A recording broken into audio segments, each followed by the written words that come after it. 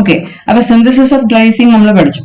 ഇനി നമുക്ക് break down of glycine. സിന്തസിസിൽ CO2 plus NH4 plus giving glycine പഠിച്ചെങ്കിൽ ഇത് ഇവിടെ നേരെ തിരിച്ച് അവിടെ ഇങ്ങോട്ട് പോകുന്നൊക്കെ അങ്ങോട്ട് പോകുന്നു, അത് ഓർത്താൽ മതി. ഇപ്പൊ glycine is converted to broken down to CO2 and NH4 plus enzyme അത് തന്നെ. ഇത് റിവേഴ്സിബിൾ റിയാക്ഷൻ ആയതുകൊണ്ട് ഗ്ലൈസിൻ സിന്തേസ് തന്നെയാണ് എൻസൈം.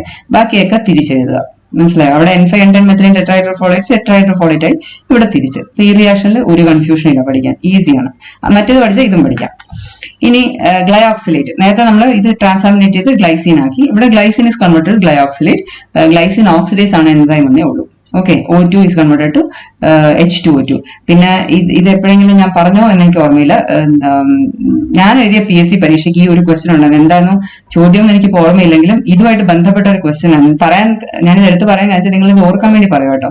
H2O2 എന്ന് വെച്ചാൽ ഒരു ടോക്സിക് ആയ ഒരു പ്രോഡക്റ്റ് ആണ്. അപ്പൊ H2O2 is converted to water by catalase. ഇതിനു മുമ്പ് കാറ്റലീസ് നമ്മൾ എവിടെയോ പഠിച്ചിട്ടുണ്ട് അല്ലെ?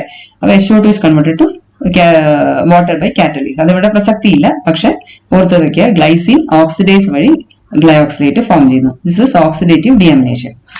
ഇനി again glycine is converted to serine. നേരത്തെ നമ്മൾ serine is converted to glycine പഠിച്ചിരുന്നു. ഇവിടെ glycine is converted to serine. Enzyme ഒക്കെ സെയിം തന്നെ, കോഎൻസൈം നേരെ ഓപ്പോസിറ്റ് ആയിട്ട് വരുന്നു.